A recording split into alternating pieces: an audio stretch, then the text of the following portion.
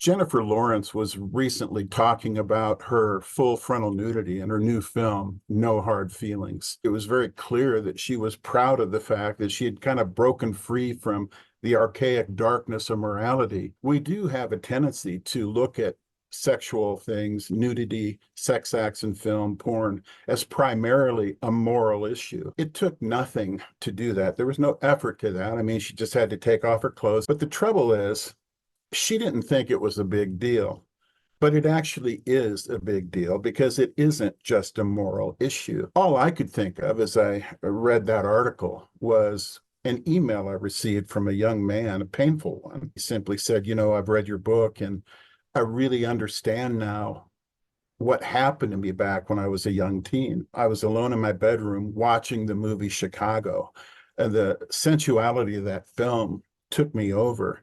And I masturbated that night, and it started me on 10 years of long and painful addiction to sexual sin. How many young men are going to end up in addiction because of Jennifer Lawrence's hilarious little fun game there on the beach? A lot of times what happens is we'll look at that and we'll say, look, um, I'm just not moral.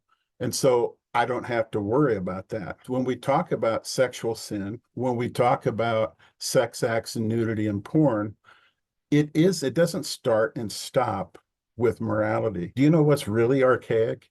Is going on and believing that sex acts in film and nudity in film is just a moral issue.